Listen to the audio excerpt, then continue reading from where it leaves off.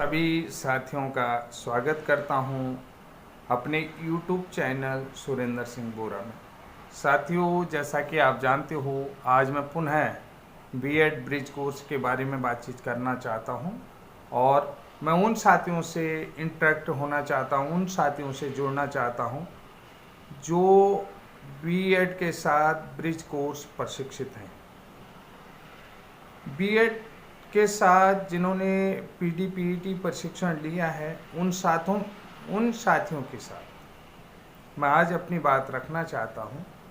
और जो लोग बीएड ब्रिज कोर्स का विरोध करते हैं, अपोज करते हैं, तो उन लोगों को भी कहता हूं कि सभी चीज़ विधिक राइट नहीं होता है, कुछ इमोशंसों के साथ भी जुड़ा होता है।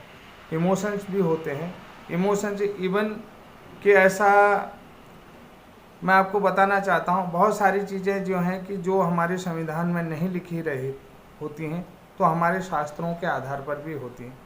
कई चीज़ें होती हैं कि जो हमारे भावनाओं के साथ भी जुड़ी होती है।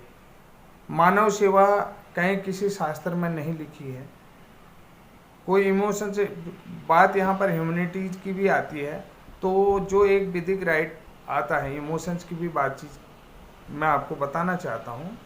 तो बहुत सारे साथियों ने कहा था कि हमें कि जो बीएड वाले ईयर वाइज सिलेक्शन हो जाते हैं, उसके बाद जो है कि उनको 6 महीने का विशेष प्रशिक्षण यानी कि ब्रिज कोर्स करना है।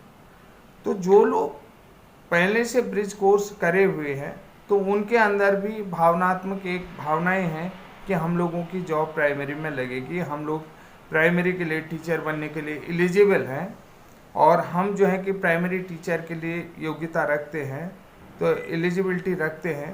तो इस तरीके के जो भावनात्मक विचार उन लोगों के मन में चलते हैं, बहुत सारी चीज़ कहते हैं। वो लोग कहते हैं कि हम लोग ने भी डीएलएड में एडमिशन लिया था, लेकिन हमारे लिए सरकार ने ये कहा कि आप लोग जो बीएड वाले हैं, तो वो लोग जो हैं कि ब्रिज कोर्स ही करेंगे। तो हम लोगों ने जो है कि हमारे पैसे भी वापस नहीं आए और हम लोगों ने जो है कि फिर ब्रिज कोर्स में एडमिशन लिया। तो साथियों, मैं इसी संबंध में आप लोगों से बातचीत कर रहा हूं, कुछ महत्वपूर्ण बिंदुओं में जो हमारे द्वारा कोड में भी उठाए गए हैं। जैसा कि बहुत सारे लोग ब्रिज कोर्स का अपोज कर रहे थे, लेकिन मैं ब्रिज कोर्स का या एनआईओएस डीएलएड का कभी भी अपोज नहीं किया।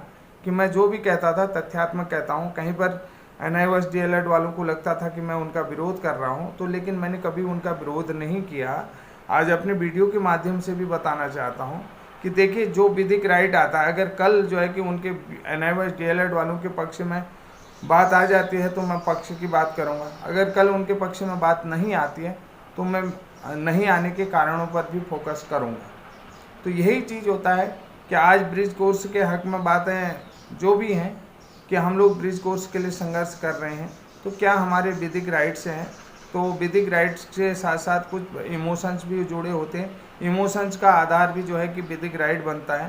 तो ऐसे इमोशंस के आधार पर देखिए, शादी ब्याह, ये सारी चीज़ें, शास्त्र, पूजा पाठ, वेद, उपनिषद, ये सब इमोशंस के आधार पर बने हुए हैं। ठीक है, जो भी हमारे संस्कार बने हैं, इनमें कहीं पर भी कानूनी राय नहीं लिखी हुई है, तो ये सारे इमोशन से जुड़े हुए। तो आप बात कर लेते हैं राष्ट्रीय अध्यापक शिक्षा परिषद एनसीटी के द्वारा शिक्षण अध्यापक शिक्षा प्रशिक्षण के कार्यक्रम के बारे में, अर्थात टीचर ट्रेनिंग के बारे में, कि टीचर ट्रेनिंग में समय समय पर भिन्नता या विविधता पाई गई है, डाइवर्सिटी हो सकती है। यानी कि जो एनसीटी के कार्यक्रम हैं उनमें विविधता हो सकती है, भिन्नता हो सकती है, डाइवर्सिटी हो सकती है। वो किन कारणों से होती हैं? जो एनसीटी के प्रारंभिक शिक्षा अध्यापक सेवा नियमावली के समय समय संशोधन का आधार हो सकता है।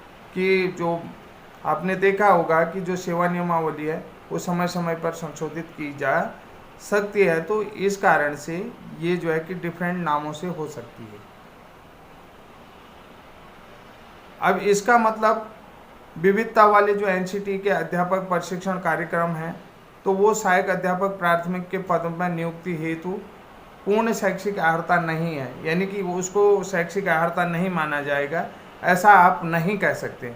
यानी कि जो भी प्रशिक्षण हो, चाहे CPED हो, DPED हो, BLED हो, CT हो या विशेष स्पेशल BEd हो, तो अर्थात विविधता वाले सभी NCT के प्रशिक्षण कार्यक्रम अध्यापक की नियुक्ति के लिए वैधपूर्ण और शैक्षिक अर्हताएँ रखते हैं।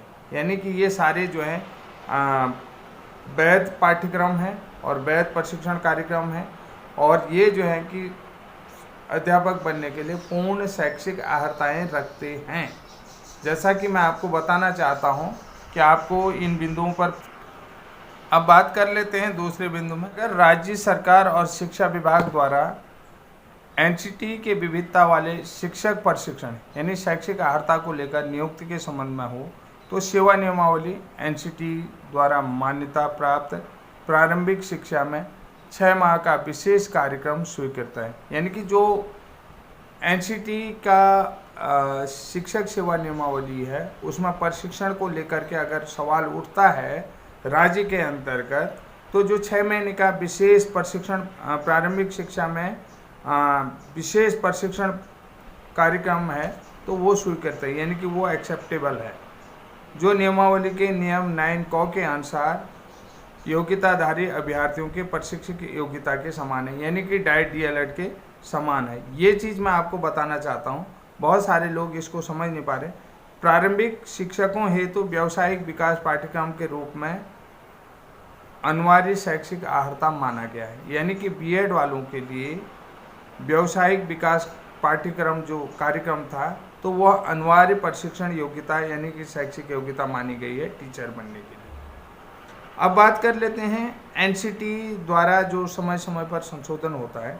NCT के अलग अलग शिक्षक प्रशिक्षण, डिप्लोमा, डिग्री, सर्टिफिकेट कार्यक्रम के संबंध में जो शैक्षिक अर्हताओं के संबंध में NCT द्वारा समय समय पर जारी अधिसूचना या आदेश पूर्व में शासन के प्रशासनिक विभाग के शासनादेशों द्वारा लागू किए गए हैं। यानी कि ये नियम जो है कि जो भी NCT ने जो भी बदलाव लाए हैं, तो उनके बारे में जो भी अधिसूचना या आदेश जारी किए हैं, तो वो शासन के प्रशासनिक विभागों द्वारा समय समय पर जारी किए गए हैं, जारी किए और वो अपने यहाँ लागू किए और आगे भविष्य में भी लागू किए जाएंगे। ये सारे विधिक पॉइंट जो हैं हमने माननीय उच्च न्यायालय में उठाए हुए हैं।